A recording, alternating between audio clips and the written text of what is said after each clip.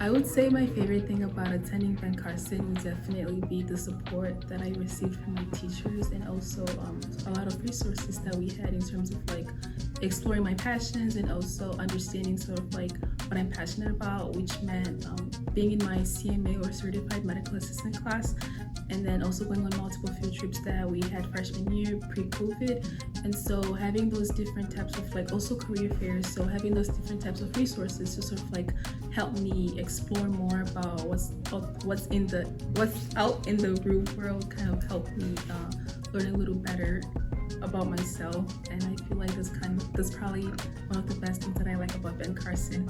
So the programs that I participated in when I was here at Ben Carson were ROTC, or Naval Junior Reserve Officer Training Corps.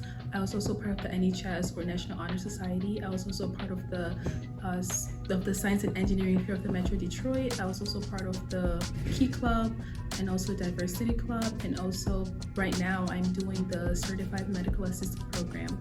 Yeah, I feel like I'd probably miss about Ben Carson is the flexibility in terms of scheduling, because if I didn't like my schedule, I knew that I would always go to Miss Morton, our guidance counselor, to sort of like work with her towards what I really want my schedule to look like. And I feel like I'd probably also miss like the tight-knit community that we have here of teachers, in terms of like teachers knowing their students like personally, and not only as a student but also like our private lives. And so it really feels like a family and a community that I'm definitely going to miss, especially like just being able to communicate and like walking down the hallway and every teacher basically knowing my name, and then just them being really friendly and really supportive. I would also want to shout out especially Mrs. Okoro, my 10th grade algebra 2 teacher. So I originally hated math like a lot. However, after I was in her class, her algebra 2 class, she was always patient with me. She always took all of my questions. There was no dumb or smart question to her. She would always be willing to answer all the questions that I had for her. She was just so compassionate, and she really gave me the passion to be able to give math a chance. And when I did give math a chance, I was able to love math a little more. And then also shout out to again like my ROTC instructor POW, because he really like put me outside of my comfort zone. He pushed me to my limits and was always just like there for me. Also again, I cannot say all the names, but also shout out to my English teacher, Mrs. Malhar, because her class is sort of like a comfort space where I can be in, where I can sit in her classroom and just like literally tell her anything I want. She's always willing to listen, and she's always willing to offer help and support. Some classes that I took here at Ben Carson that I feel like are definitely going to help me in the next step, I would say I took a couple math classes. So I took Algebra 1, Algebra 2, Geometry, I took Pre-Calculus, and now I'm taking Statistics. And so those 5 math classes are definitely going to help me in college, because I'm going to be a STEM major, and STEM majors need to really know what's up with math, and I feel like those classes really help build a really strong foundation for me. Also, AP classes that I took, which is AP Literature and AP Language, really helped me focus more on analysis, and also help me understand how to read poetry, how to interpret different literature writings. And I really would need that in the real world to sort of like understand what's happening in some of my English classes that I'm probably going to be taking in college. So as far as the college application, some other resources that I feel like were definitely helpful is this program with MIT called MOSTEC, or MIT Online Science and Engineering Community. And so the program I applied for in my junior year of high school, and I was happily accepted into the program. And so the program was a 6-month program that I had to take classes over the summer with them, and then I had to attend a bunch of seminars. I had classes that I took with MOSTEC were physics and robotics. And so after I took those classes with MOSTEC, I was able to sort of get guidance and sort of like have one-on-one meetings with MIT admissions officers. And then I was also able to have mentors. I had a mentor that attends Yale College right now. So she also helped me in terms of like writing essays, understanding the whole entire college application process, because it is very tedious and sometimes it's very confusing. And so besides MOSTEC, I was also able to utilize another program called Matriculate. So Matriculate also helps high school students that come from low income or low funded communities, school districts perhaps. And so Matriculate also had an advisor that attends Emory College in Georgia. So she also helped me with other aspects of my applications, which are essays, because essays, there are a lot, especially supplemental essays. And so she definitely helped me sort of like structure those, she helped me structure-wise, and also revising, editing, and sort of like making sure that I get to the point and making sure that I stay within the limit of like words.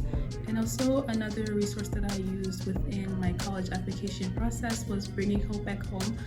Bringing Hope Back Home is a nonprofit organization that helps high school seniors transition from high school to college. And the founder of Bringing Hope Back Home is actually a Ben Carson alum. Her name is Kemi Dauda. So she recently graduated from UMich, and she established a program to help students like me sort of like aim higher for colleges. And definitely her mission is playing out well because I am a living testimony for Bringing Hope Back Home. And so those are some of the organizations or resources that I had within my time when I was applying to college. So another thing that made Dartmouth stick out to me besides the full ride, I had to get that out of the way. But I would say it's definitely location, because it's not exactly in the city, and Ann Arbor is closer to home, which I wanted to sort of challenge myself and get out of my comfort zone and go to another place, another location, because I'm still young and I'm still exploring, and I'm obviously still learning about myself, but not only myself, but also about the world. And so Dartmouth is in a completely different location where I have no family, I have no friends. It's a completely fresh start, and I feel like sort of expanding my horizons and sort of like leaving my comfort zone away from my family is going to help me learn independence. It's going to help me be just sort of like have my own little, break my bubble and be able to interact with other people. And then other factors that contributed to Dartmouth is the fact that location-wise, again, like I said previously, because it's in a rural area, which I really want to experience again, because city life is really like, it's a lot, it's overwhelming, especially when it comes to like driving and all that crazy stuff that happens. But I just also wanted to experience a different location while I'm still young and sort of like explore my horizons and sort of like gain a better understanding of what's outside of Detroit besides just being in Detroit. And Ann Arbor is just 45 minutes away, so it's not really like, you know, going to give me that experience that I'm really looking for. That I probably am going to major in biomedical engineering. When I started high school, I wanted to originally just be a regular physician, go to med school, all that stuff. I still do want to go to med school. However, after I did the summer programs with MIT, I sort of got to understand the other parts of like the world of technology, that there's just more to it than just like sitting there and like creating a thing for people to use. But the technology that you're creating is helping people with, you know, that are disabled to be able to have a regular normal life, like, you know, building prosthetics or just being able to do so much more for the people that are not, people that have that have health impairments. And so it's kind of like something that I really felt like I wanted to do for society more than just to be a regular physician in a hospital. Growing up in Detroit has definitely given me the mindset of being able to self-advocate for myself. So self-advocacy in terms of speaking up for myself, in terms of being able to understand and know my passions, in terms of being courageous. My family has been one of my biggest supporters, just in terms of encouraging me, always telling me that you got it, because I'm the youngest. And especially my dad, because my dad has inclined, I have 5 sisters and 1 brother, so my dad has inclined the mindset of you can do it, do not let society tell you otherwise just because you're a female. My dad really pushes and encourages education on my family, and my mom is always willing to hear about my long day at school. Like if I'm doing something and it's not like working out, she's going to tell me, put me in her bedroom and say, let's just pray to God about it, because he knows everything. Don't be afraid to step outside your comfort zone. Like definitely explore other colleges, because we're in America right now, 50 states. Like you never know what could happen to you, and so don't be afraid to explore your options. Also, college is not for everyone, and it's okay, because don't let anyone tell you that you should go to college or you feel like you're not ready for college. Community college is college as long as you get a degree. Trade school is also an option, and so don't feel obligated just to go to college because your mom is telling you to go to college. Trade school is always an option, and community college is college. And so don't let anyone define you, or like don't let anyone defy your route or your plans that you have set for yourself.